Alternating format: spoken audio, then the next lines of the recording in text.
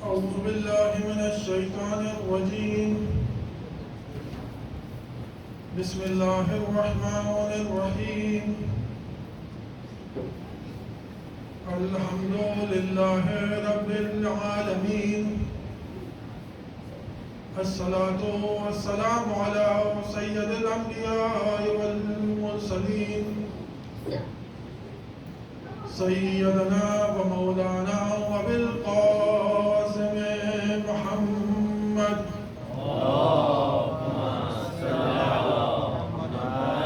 وأهل بيته الطيبين الطاهرين المعصومين المظلومين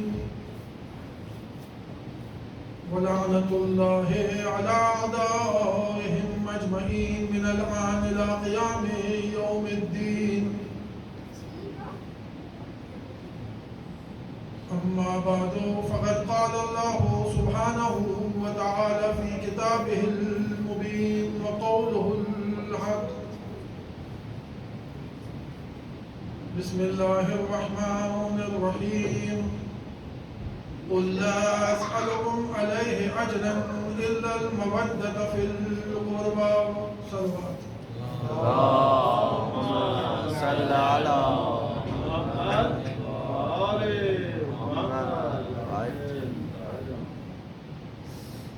عزیزان محترم، سورہ شورا کی آیت نمبر 23 آیت محدت. کل بھی آپ کی خدمت میں کچھ آیات پیش کیے، ہم اسی کو آج آگے لے کے چلتے ہیں. خداوند متعال فرماتا ہے قل لا اسألکم، اے رسول کہہ دے. جب بھی خداوند متعال اس طریقے سے پیغمبر سے مخاطب ہو، قل کہہ دے، یعنی کہنا یہی چاہ رہا ہے کہ حکم میری جانب سے ہے لیکن لسان تمہاری. سبحان اللہ سبحان اللہ. قل لا اسألکم علیہ اجرا، اے پیغمبر کہہ دے کہ میں اس امر رسالت پر کوئی اجر نہیں چاہتا، الا المودۃ فی القربى، مگر یہ کہ میرے قرابت داروں سے محبت رہو. اب اس آیت کے ذیل میں کچھ نتائج ہم نے کر لیے ہیں. وہ کیا نتائج تھے؟ پہلا نتیجہ ہم نے یہ لیا کہ یہ جو مودت اہل بیت ہے یہ نہ صرف اجر رسالت ہے بلکہ جزء ایمان، ایمان کا جزء بھی ہے. اگر یہ مودت اہل بیت نہ ہو تو ایمان کامل نہیں ہو سکتا، اور ایمان جب ناقص رہے گا تو ناقص ایمان خداوند متعال کی بارگاہ میں مردود ہے، قبول نہیں. اور اگر محبت نہ ہو تو عقل مال بالباطل کے زمرے میں، چونکہ جب اجر ادا نہ کیا تو منہ کے بل جہنم میں پھینک دیا جائے. ان نتائج کو ہم نے حاصل کیا، اور اس کے ساتھ ایک نتیجے کو کہ محبت جو ہے وہ ایک ہی محبت ہے، چاہے حسنین سے محبت ہو، چاہے پیغمبر سے محبت ہو، چاہے امام علی سے محبت ہو، چاہے سیدہ سے محبت ہو. انہی کی محبت اور ائمہ اہل بیت کی محبت یعنی خدا سے محبت، یہ الگ الگ محبتیں نہیں ہیں. اب آج جو چیز ہمیں دیکھنی ہے وہ یہ ہے کہ یہ جو مودت کا سوال کیا جا رہا ہے، اصل یہ مودت ہے کیا؟ اب تھوڑا سا ٹیکنیکل رہیں گے آج، کیونکہ مودت کو سمجھنا چاہتے ہیں کہ مودت ہے کیا. اہل لغت کہتے ہیں کہ مودت یعنی وہ محبت جس میں کوئی شرط اور قید نہ ہو.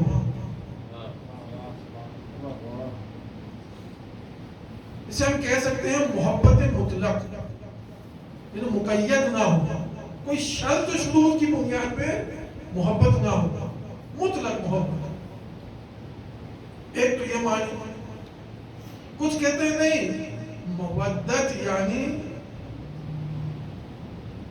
وہ محبت کہ جس کا اظہار کیا جائے. جب محبت کا اظہار کیا جائے گا تو اسے کہیں گے مودت. اب معنی آپ جو بھی لے لیں ان دونوں میں سے، چاہے محبت کے اظہار کو مودت کہیں، چاہے وہ پہلا والا معنی لے لیں کہ جس میں ہم نے کہا کہ مطلق محبت، دونوں میں ایک چیز مشترک ہے، وہ یہ کہ مودت یعنی محبت، چاہے کسی بھی طریقے سے بھی۔ اب تو سوال ہے کہ یہ محبت یعنی کیا؟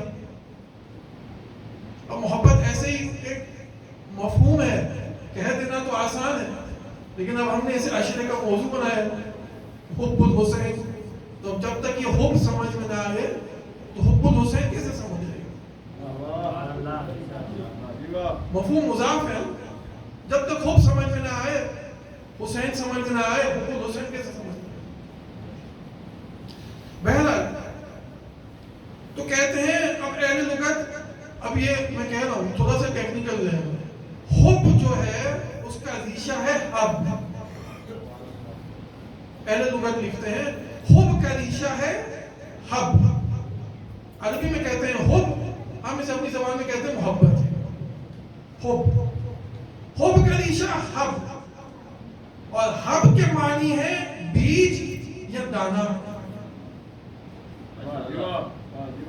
حب کا ریشہ حب اور حب کے معنی ہے بیج یا دانا۔ اب کیا معنی بیج یا دانا؟ جیسے گندم کا کوئی دانا ہو، ہم کہتے ہیں یہ ایک دانا ہے، اسے عربی میں کہا جاتا ہے حب، یا جو کا دانا ہو، مکئی کا دانا ہو، چاول کا دانا ہو، جو بھی ہو اسے کہا جائے گا حب۔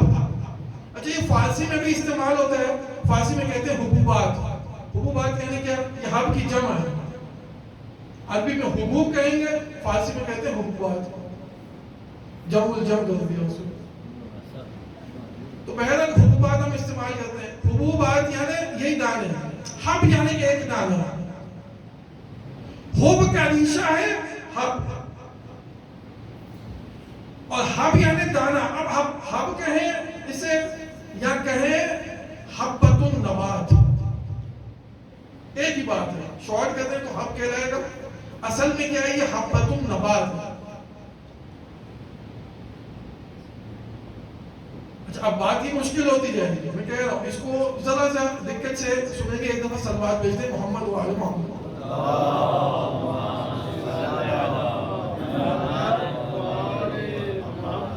حسام الدین کونوی نے ایک حاشیہ لکھا ہے تفسیر بیضاوی پر۔ اب طلاب جانتے ہیں تفسیر بیضاوی جو خود ایک تفسیر ہے، ادبی تفسیر، یعنی جو اس کو پڑھ کے سمجھ لے اسے کہتے ہیں ادیب، اور جو اس پر حاشیہ لکھے اسے کہتے ہیں حسام الدین کونوی، اس نے حاشیہ لکھ دیا تفسیر پر۔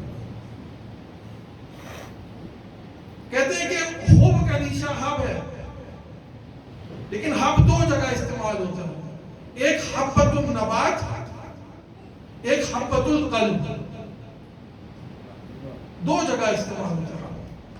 حبۃ النبات یعنی دانا، اور حبۃ القلب یعنی دل کا ایک ایسا حصہ جہاں پہ بدن کا جو خون ہے وہ سرکولیٹ کر کے دوڑنے کے بعد دوبارہ واپس آتا ہے، اسے کہتے ہیں حبۃ القلب۔ اب سائنٹیفک اس کی تحلیل کرنا مقصود نہیں ہے، لیکن سب کو معلوم ہے کہ دل کے اندر مختلف چیمبرز ہوتے ہیں، مختلف مکانات ہونے میں، ایک میں خون آتا ہے، ایک سے خون جاتا ہے، ایک میں خون سیاہ خون جمع ہوتا ہے، ایک سے نہیں۔ وہ کہتے ہیں کہ یہ حبۃ القلب یعنی دل کا وہ حصہ جہاں پہ سیاہ خون آتا ہے۔ اب یہ خون سیاہ کیسے ہوتا ہے؟ نہیں مشکل ہے نا، جو حب الحسین کو سمجھنا ہے بولے حب کو سمجھنا پڑے گا۔ اب یہ خون سیاہ کیسے ہوتا ہے؟ ابھی سب کو معلوم ہے، جب دل سے خون کو پمپ کیا جاتا ہے تو سرخ ہوتا ہے، کیونکہ اس میں آکسیجن کو شامل کیا جاتا ہے۔ اب ہو سکتا ہے میں آخر میں تطبیق نہ دوں مطالب کی، آپ نے محسوس یہیں پہ ہونا ہے، جو مطالب میں دیتا ہوں اسی پہ محسوس ہوتے ہیں، ہو سکتا ہے کہ آخر میں تطبیق نہ دوں، لیکن دل سے جب خون نکلتا ہے تو جب بدن میں جانے کے لیے تو اس کا رنگ ہوتا ہے سرخ۔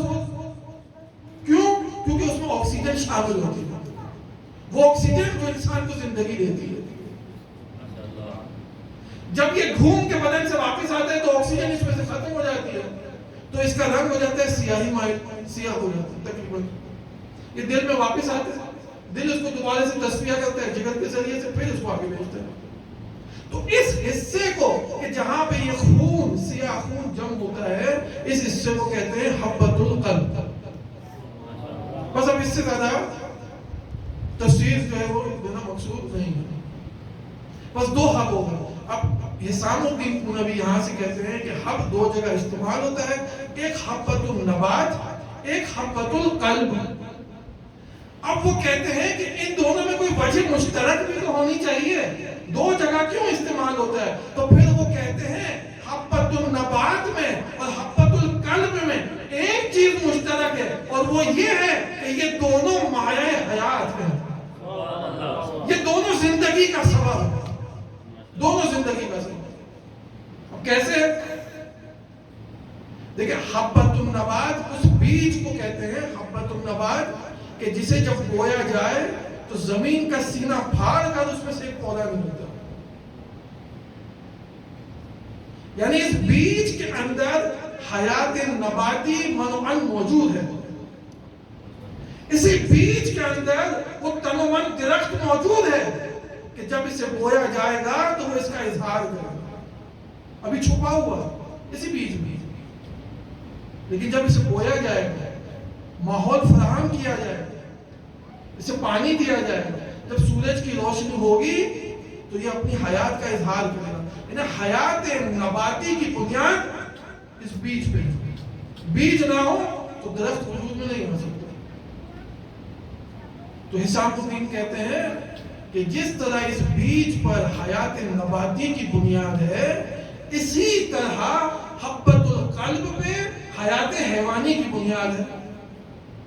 حیوان زندہ رہ نہیں سکتا اگر اس کے دل میں یہ حصہ نہ ہو کہ جو سیاہ خون کو تصفیہ کر کے، فلٹر کر کے، صاف کر کے، اس میں آکسیجن ملا کے جسم کو مہیا نہ کرے. اگر یہ حصہ بدن میں نہ ہو تو حیوان زندہ نہیں رہ سکتا. تو یہ ہو گیا دو حب، حبۃ النبات اور حبۃ القلب. اب یہ کہتے ہیں انہی سے نکلا ہے حب، انہی دو حب سے ہمیں ملتا ہے حب.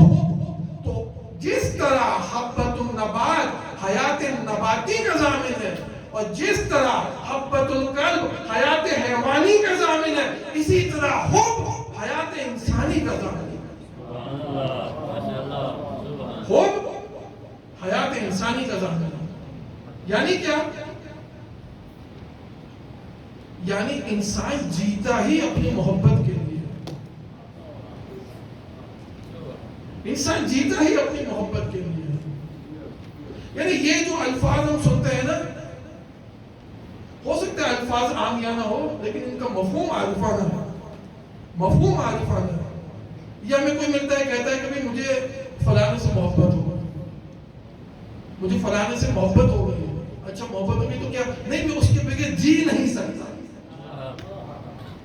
یہ مفہوم عامیانہ ہے، کلام عامیانہ ہے، لیکن اس کا مفہوم عارفانہ ہے. کیوں؟ کیونکہ ایسا معلوم ہے اگر محبت کی حقیقت اس کے پاس ہے تو محبت کی حقیقت کچھ ہے ہی اس طرح کہ جب محبت دل میں آ جائے تو انسان محبوب کے بغیر جی نہیں سکتا. انسان محبوب کے بغیر جی نہیں سکتا.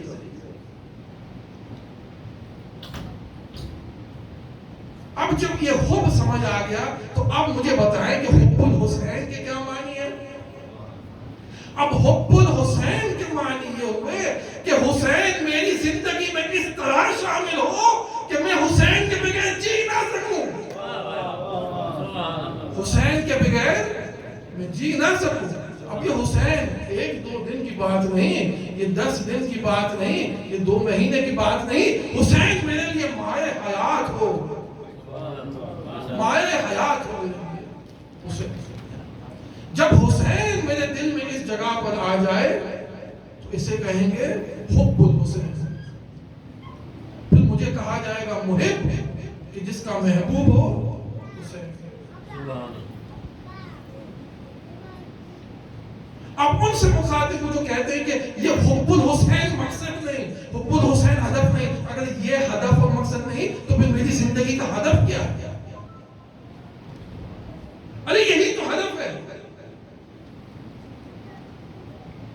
ہدف زندگی کا یہی ہے کہ حسین کو میں اپنی زندگی میں اس جگہ بٹھا لوں کہ میرے خیالات، میرے افکار، میرے عقائد اور میرے اعمال کی سیاہی کو حسین سرخی میں تبدیل کرے.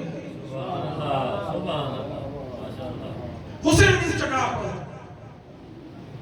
کہ میرے افکار، میرے خیالات جب یہاں سے گزرے تو حسین ان کی سیاہی کو سرخی میں تبدیل کرے.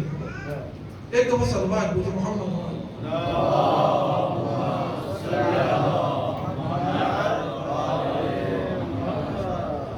تو بس عزیزان، جب یہ جذبہ اور یہ احساس دل میں آ جائے تو اسے کہتے ہیں حب. اب اس سے زیادہ زحمت نہیں دینی آپ کو. اب حب انسان جس سے چاہے حب رکھ سکتا ہے. مختلف لوگ ہیں دنیا میں، مختلف چیزوں سے محبت کر رہے ہیں، مختلف چیزوں سے. کسی کو دنیا سے محبت ہے، کسی کو مال سے محبت ہے، کسی کو حب شہوت، کسی کو حب قدرت. ہر آدمی کے دل میں الگ الگ چیزوں کی محبت ہے، اور ہے بھی ایسا ہے. آپ دیکھیں جس شخص کے دل میں جس کی محبت ہوگی اسی کی وجہ سے وہ مارا جائے گا، اسی کی وجہ سے زندہ رہے گا، اسی کی وجہ سے مارا جائے گا. اس کے علاوہ چارہ نہیں. کیوں؟ کیونکہ انسان کی جو زندگی ہے، جو اس کی فطرت ہے، یہ احساس فطری ہے. جس سے محبت ہے اسی کی وجہ سے زندہ ہے، جس سے محبت ہے اسی کی وجہ سے مارا جائے گا. اس کے علاوہ چارہ نہیں. مال سے محبت ہے، انویسٹمنٹ کی، اسٹاک ایکسچینج کی. یہ اور آگے بہادر کے نام بہادر اسٹاک ایکسچینج میں محبت کس سے؟ مال سے. اب ذرا ریٹ نیچے آیا، دل کی دھڑکن بند ہونا شروع ہو گئی. ایسا ہی ہوتا ہے. کس چیز سے جان جائے گی؟ اس کی جان اسی میں جائے گی کہ میرا مال کہیں ختم نہ ہو. جس چیز سے محبت. تو بس عزیزان، یہ جو حب ہے یہ ایک جذبہ ہے انسان کے دل میں جو فطری ہے. اب چاہے آپ اسے حب کہیں یا بغض کہیں، یہ ایک ہی جذبہ ہے جو انسان کے دل میں موجود ہے. ایک دفعہ صلوات بھیجتے محمد.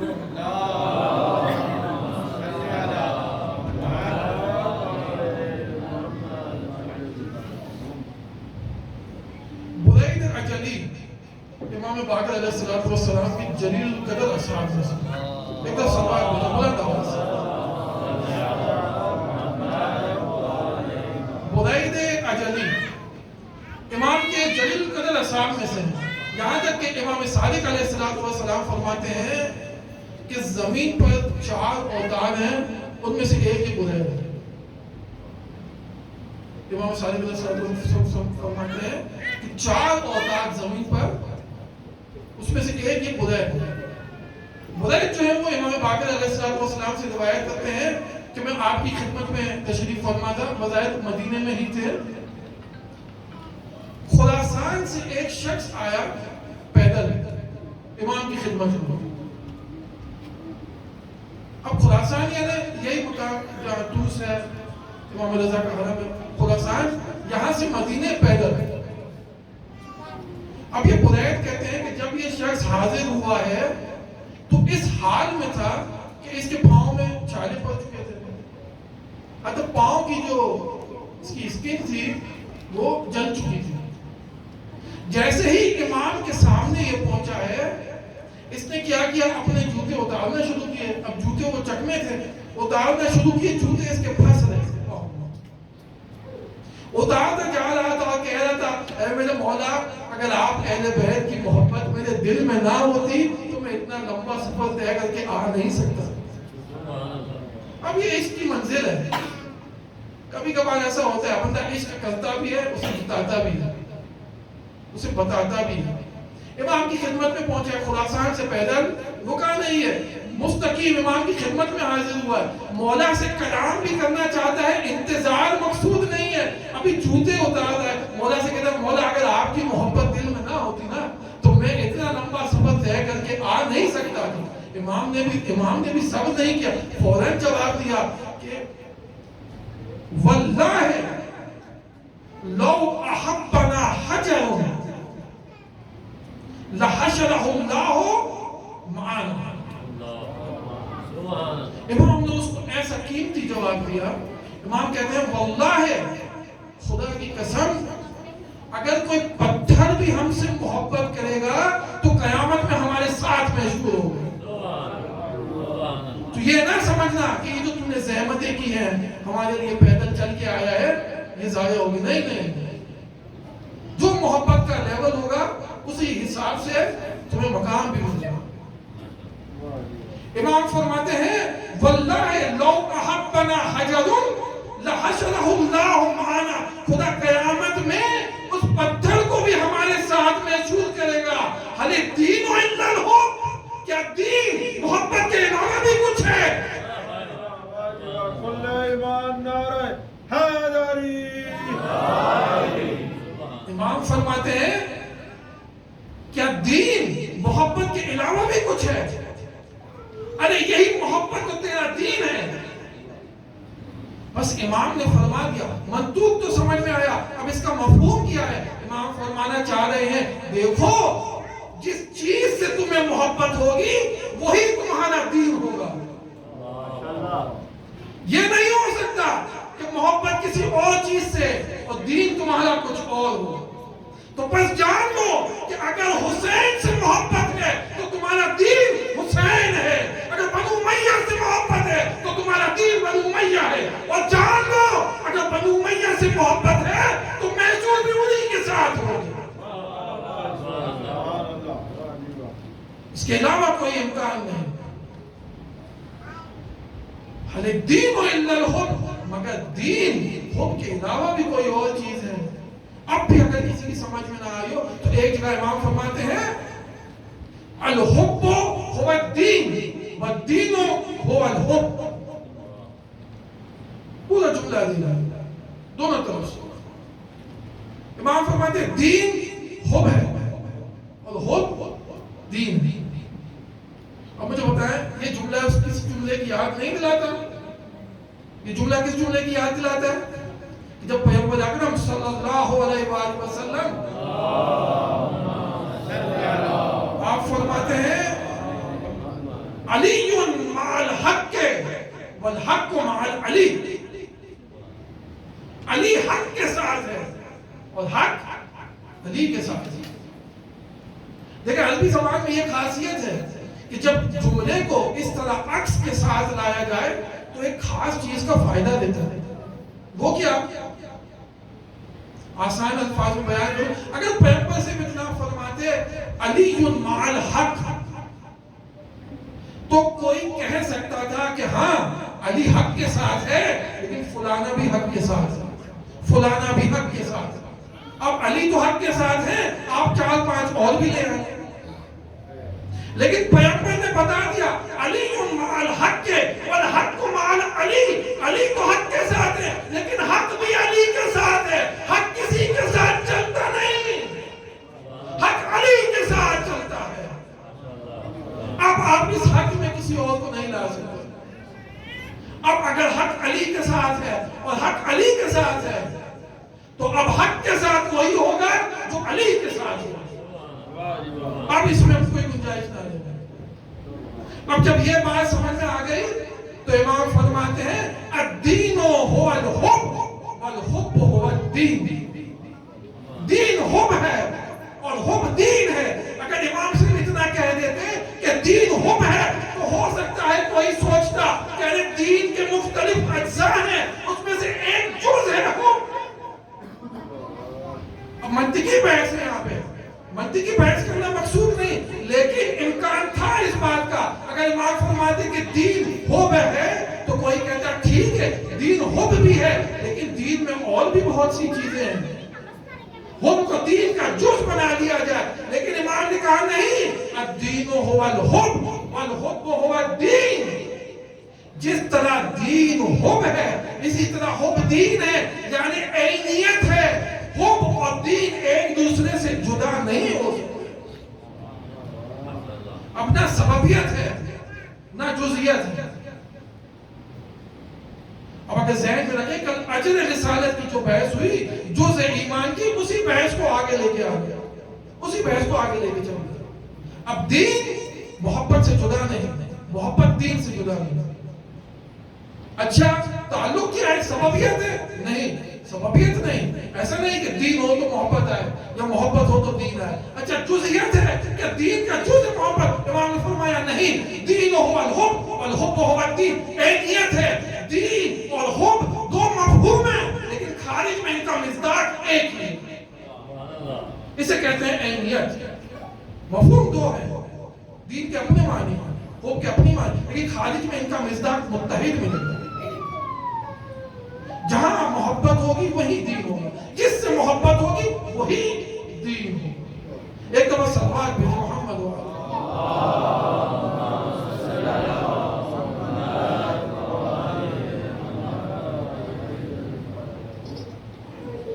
اب یہیں پہ بات ختم نہیں ہوئی. ایک اور صحابی امام صادق علیہ السلام کی خدمت میں حاضر ہوا. صلوات بھیجو.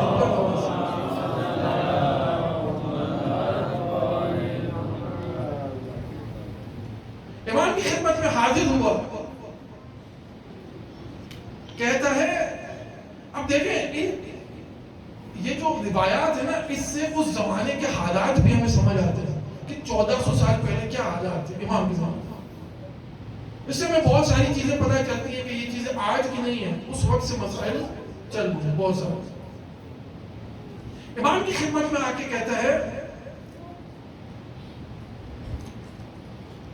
کہ یہ حب اور بغض جو ہے من الایمان ہو, الحب والبغض من الایمان ہو. کیا یہ حب اور بغض جو ہے کیا ایمان کا جز ہے؟ اب دیکھیں دین کی بات نہیں, اب ہم آگے نکلیں. امام صاحب پوچھتے کیا یہ ایمان کا جز ہے کہ میں محبت رکھوں اور بغض بھی رکھوں؟ امام فرماتے ہیں حل الایمان الا الحب والبغض, مگر ایمان حب اور بغض کے علاوہ بھی کوئی چیز ہے؟ اب اس سوال میں اور اس جواب میں لیکن 3 نکات مہم ہیں. آنے والا سوال یہ کہہ رہا ہے کہ یہ حب اور بغض جو ہے کیا یہ ایمان کا جز ہے؟ پہلی چیز جو امام سے جاننا چاہ رہا ہے وہ یہ کہہ رہا ہے کہ امام مولا ہمیں بتایا گیا ہے کہ کچھ لوگوں سے محبت کرنی ہے اور کچھ لوگوں سے بغض رکھنا ہے, کیا یہ ایمان کا حصہ ہے؟ تو امام فرما رہے ہیں ہاں. ایک دوسرا وہ کہہ رہا ہے کہ من الایمان, کیا یہ ایمان کا جز ہے؟ تو امام کہہ رہے ہیں نہیں, یہ ایمان کا جز نہیں بلکہ یہ خود ایمان ہے. اصل ایمان ہی یہی ہے. حل الایمان الا الحب والبغض, مگر ایمان حب اور بغض کے علاوہ بھی کوئی چیز ہے؟ یہ جو تمہیں کہا گیا ہے کہ ان سے محبت رکھو اور ان سے نفرت رکھو, ارے یہی ایمان ہے, اس کے علاوہ کوئی دین اور ایمان نہیں. تیسری چیز جو اس روایت سے سمجھ آتی ہے, جو پچھلی روایت میں صرف حب کی بات تھی, امام نے فرمایا الدین هو الحب. اب یہ تو 2 روایتیں میں آپ کے سامنے لے کر آیا ہوں, اللہ ماشاءاللہ روایت ہے. دوسری روایت میں حب کی بات بھی ہے, بغض کی بات بھی ہے. اب اس مسئلے کو حل کریں کہ یہ حب اور بغض کیا 2 جذبات ہیں یا ایک جذبہ ہے؟ اب حب اور بغض یہ 2 جذبات نہیں, یہ ہمارے دل میں ایک ہی جذبہ ہے.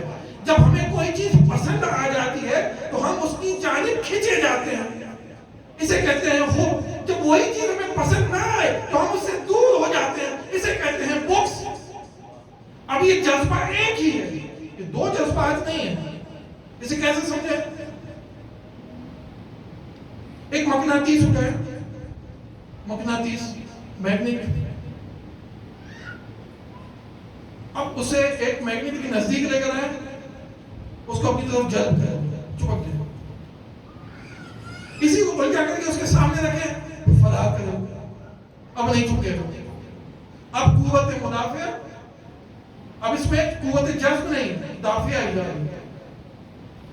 اب کوئی پوچھے اس میگنیٹ کے بارے میں کہ اس کے اندر کیا دو صلاحیتیں ہیں، نزدیک آنے کی بھی دور جانے کی، تو اب یہ علمی مسئلہ ہے کیا مقناطیس میں دو صلاحیتیں ہوتی ہیں کہ میں نزدیک بھی آ سکتا ہوں دور بھی جا سکتا ہوں، جب دل ہوگا نزدیک جاؤں گا، جب دل ہوگا دور چلے جاؤں گا، ایسا ہے؟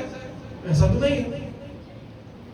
تو اب یہ علمی تحلیل اس کی کیا کہتے ہیں کہ بھائی جب یہ مقناطیس ہوتا ہے، میگنیٹ ہوتا ہے، تو اس کا ایک فیلڈ ہوتا ہے، اس کو کہتے ہیں میگنیٹک فیلڈ، اس کے اطراف فارسی میں سے کیا گئے میدان مقناطیس، میدان مقناطیس ہے، اس کا ایک میدان ہے، وہ میدان یا نارتھ سے ساؤتھ کی طرف ہوگا یا ساؤتھ سے نارتھ کی طرف، اب وہ میدان اس کو مجبور کرتا ہے کہ میں کس کے نزدیک جاؤں اور کس سے دور ہو جاؤں۔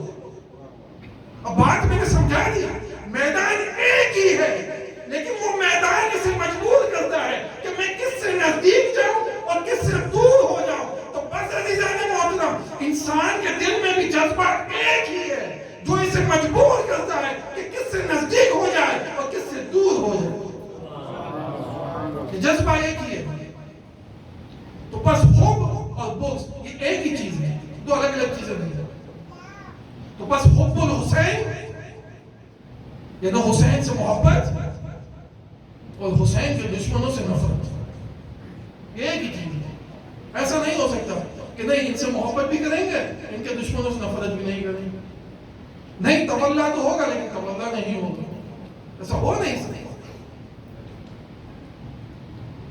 تو بس عزیزان محترم، نتیجہ جو ہم نے لیا آج کی محفل سے وہ دین، ایمان اور حب، تین مفاہیم ہیں لیکن تینوں کا مصداق جو خارج میں ہے وہ متحد ہے، ایک ہی ہے، الگ الگ چیزیں نہیں۔ آپ کو جس سے محبت ہے آپ اسی کے دین پہ ہیں، جس سے آپ کو محبت ہے وہی آپ کا ایمان ہے۔ اب دل میں محبت جس کی بھی ہو، اس پہ بات ابھی ہم کریں گے، کچھ کر بھی چکے ہیں۔ خدا کے رسول نے کیا فرمایا، وہی آیت جو سرنامہ کلام میں خدا نے بتا دیا کس سے محبت ہے، قُلْ لَا أَسْأَلُكُمْ عَلَيْهِ أَجْرًا إِلَّا الْمَوَدَّةَ فِي الْقُرْبَى، اجر رسالت کچھ ہے ہی نہیں مگر یہ کہ محبت ہو، ہماری قرابت کا ہو۔ اب خدا نے بھی بتا دیا، اس کے رسول نے بھی بتا دیا، لَقَدْ أَظْهَرَنِي هَذَا عَنِ الْعُلَمَاءِ أَنْ أُحِبَّ أَحَدَهُمْ بَعْدَهُمْ أَبَدًا، مجھے ان دونوں کی محبت یعنی حسنین کی محبت اس چیز سے روکتی ہے کہ میں اب ان کے علاوہ کسی اور سے محبت کروں۔ اب یہ سمجھ میں آنے لگا، کیوں؟ کیونکہ جب محبتوں میں کثرت آئے گی تو ایمان میں سنویت آ جائے گی، جب محبت میں کثرت آئے گی تو ایمان میں سنویت آ جائے گی، اور ہم سنویت کے قائل نہیں، ہم موحد ہیں، توحید کے قائل ہیں۔ جب ایک خدا کی پرستش ہے تو محبت بھی ایک ہی رہے گی، سنویت قابل قبول نہیں۔ بس ایک دفعہ صلوات بھیج دے محمد و آل محمد۔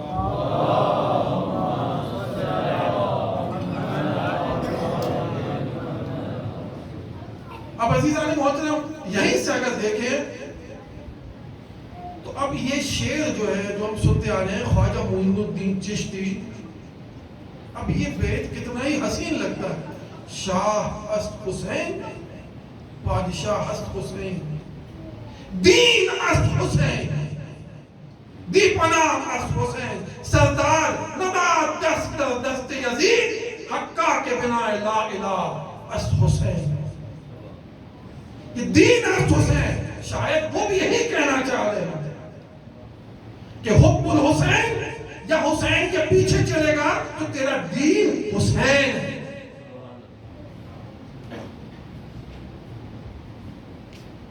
کیا ہی خوبصورتی ہے، 6 مصرے، 5 میں حسین ہے، 1 میں یزید ہے۔ جس مصرے میں امام علی مقام کا نام ہے اس میں یزید کا نام نہیں، جس مصرے میں یزید کا نام آ گیا اس میں حسین کا نام ہے۔ کیا ہی امتزاج ہے، کیونکہ جانتے ہیں کہ قوت دافعہ اور جاذبہ، اٹریکشن ہے، ریپلشن ہے۔ حسین اور یزید ایک جگہ جمع نہیں ہو سکتے، یہ دو ایک جگہ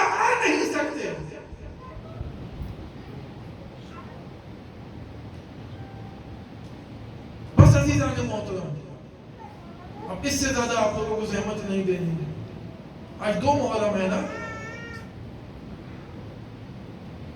مورخین لکھتے ہیں کہ کاروان حسینی 2 محرم کو کربلا پہنچے.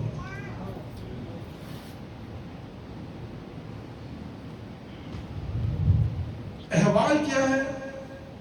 احوال یہ ہے کہ کاروان حسینی کی جو منزل تھی وہ تو کوفے کی جانب تھی.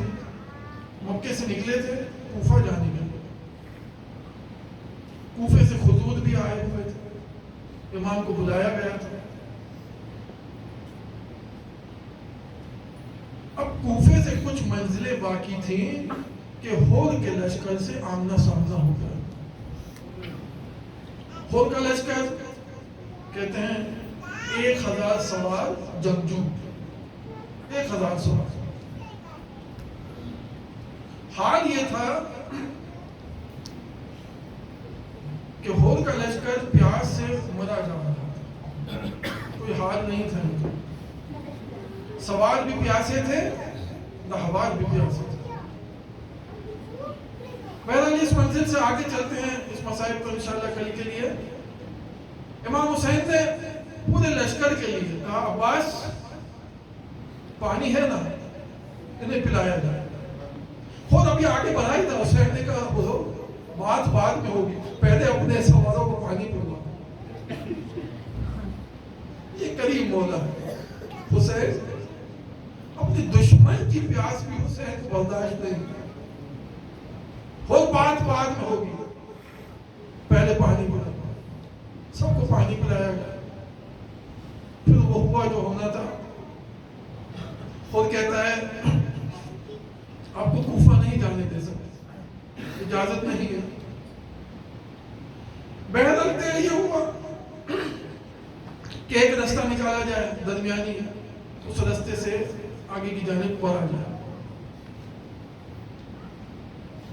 خود امام کے ساتھ ساتھ نامہ لکھ دیا عبید اللہ ابن زیاد کو کہ حسین کے لشکر کو ہم نے دیکھ چکے ہیں, ان کے ساتھ ہیں, اب آگے کیا کرنا ہے اس کو بتایا جائے. ایک نیا رستہ نکالا گیا, بیراہے سے آگے کی جانب چلے ہیں. 2 محرم کی سپہر میں مورخین لکھتے ہیں کہ ذوالجناح نے آگے چلنے سے انکار کر دیا. امام حسین اسے سہلاتے ہیں لیکن آگے نہیں بڑھتا. ارے یہ وہ ذوالجناح ہے جو حسین کے اشاروں پر چلتا ہے, حسین کے اشارے پہ چلتا ہے. شاید تاریخ میں 2 ہی مقام ایسے ملے جہاں پہ ذوالجناح نے اپنی گردن جھکا دی ہو. ارے ایک جب یہ ذوالجناح کربلا کی زمین پر پہنچا ہے, اور دوسرا عصر عاشور جب سکینہ پاؤں سمیٹتی ہوئی. ارے ذوالجناح نے گردن جھکا دی, مولا وہ آپ کے اشارے پر, لیکن مشیت الہی اب یہی ہے. بس میرے مولا نے حکم دیا عباس سواری لائی جائے. سواری بدلی, ذوالجناح پہ تبدیل کیا گیا. دوسری سواری لائی گئی, تیسری سواری, یہاں تک کہ مورخین نے لکھا ہے کہ 7 سواریاں لائی گئی لیکن کوئی سواری آگے نہیں چلتی. ایک قدم آگے جاتی ہے, ایک قدم پیچھے آ جاتی ہے. حسین کو اب کوئی آگے لے جانے کو تیار نہیں. بس میرے مولا نے حجت کو تمام کیا, کہا عباس جاؤ, اگر یہاں نزدیک کوئی قبیلہ ہو, ارے کوئی لوگ رہتے ہو تو انہیں بلا لاؤ. ارے بنی اسد کے لوگوں کو لایا گیا, میرے مولا کے سامنے جمع ہوئے. میرے مولا نے ان سے پوچھا ارے مجھے یہ بتاؤ اس جگہ کو کیا کہتے ہیں. کسی نے آگے بڑھ کے کہا مولا اسے شط الفرات کہتے ہیں. میرے مولا نے پوچھا اچھا کیا اس کا اور بھی کوئی نام ہے؟ تو ایک اور شخص آگے بڑھا, کہتا ہے مولا اسے غازیہ کہتے ہیں. میرے مولا نے کہا نہیں, کیا کوئی اور بھی نام ہے؟ اور ایک شخص آگے بڑھا, کہتا ہے مولا اسے نینوا کہتے ہیں. حسین نے پوچھا کیا اور بھی کوئی نام ہے؟ اب لوگ ایک دوسرے کو دیکھ رہے ہیں, اتنے میں ایک بوڑھا شخص بلند ہوا, کہتا ہے مولا ہم نے اپنے بزرگوں سے سنا ہے ارے اس جگہ کو کربلا بھی کہتے ہیں. ہاں میرا مولا भी कहते हैं, जब मेरे मौला हुसैन ने सुना, कहते हैं इन्ना लिल्लाहि व इन्ना इलैहि राजिऊन। अब्बास, मस्तूरात को प्यादा किया जाए, सवारियों को बिठाया जाए, अब्बास खेमे लगा दिए जाए, अब हुसैन यही रहेगा। बस अजीजान, मेरे मौला ने हुक्म दिया खेमे लगाए जाए। वही बूढ़ा शख्स आगे बढ़ा, हाथ जोड़कर, मेरे मौला इस जगह पर ना रुके, अरे कुछ आगे जाके ठहर जाए, ये जगह कुछ सही नहीं। अरे मेरे मौला ने पूछा क्यों? अरे कहता है हमने सुना है, अरे कोई नबी या वली खुदा इस जगह से गुजरा नहीं मगर उसका खून जमीन पे गिरा हो। इमाम हुसैन फरमाते हैं हाँ हाँ हमें मालूम है, अरे यही तो वो जगह है जहाँ हमारे सर हमारे बदन से जुदा किए जाएंगे। अरे यही तो वो जगह है जहाँ हमारे लाशें पामाल किए जाएंगे। बस इमाम हुसैन से इरादा कर ले, अरे यही तो वो जगह है जिसका वादा दिया गया है। इमाम हुसैन देखने में लगवाना शुरू किए। इधर सानिया ज़हरा ने अपने माजाए को बुलवा भेजा, फिजा जाओ मेरे माजाए को बुला कर लाओ। मेरे मौला जब पहुंचे हैं ना सानिया ज़हरा के पास, बीबी फरमाती है मेरे भाई हुसैन, अरे ये किस जगह पड़ाव डाल दिया है? अरे जब से हम यहाँ रुके हैं, अरे इस बराबर की खाक हो गल, अरे वो के हमारे बच्चों के बालों में बैठ रही है। अरे ये किस जगह पे ले आए हैं? या किसी बीबी के रोने की आवाज। मेरे मौला फरमाते हैं अरे पहचाना नहीं, ये हमारी माँ फातिमा है। अरे जन्नतुल बकी से करबला तक हमारे साथ साथ। बस अज़ीज़ान मोहतरम, इस मार्के को भी हल किया, खेमे लगा दिए जगह, अजलकुम अल्लाह, खेमे लगा दिए गए, मस्तूरात को खेमों में पहुंचा दिया गया।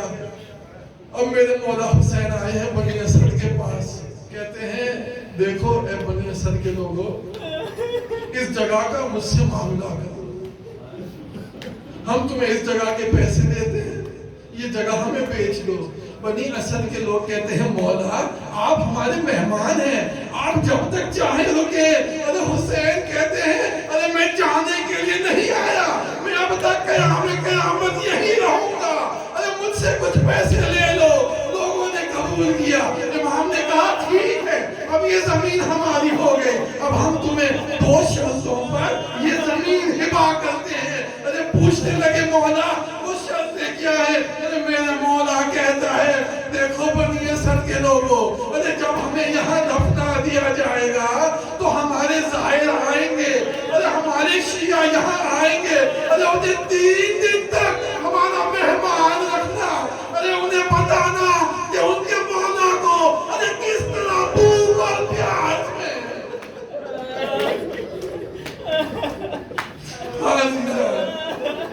मेरा मौला ने वहां भी अपने शियों को याद रखा। फिर मेरा मौला कहता है ये एक शर्त, और दूसरी शर्त देखो कि जब हमारी लाशों को बेगों कफन छोड़कर ये अश्कियां चले जाए ना तो तुम आना हमारी लाशों को एहतराम से दफना देना।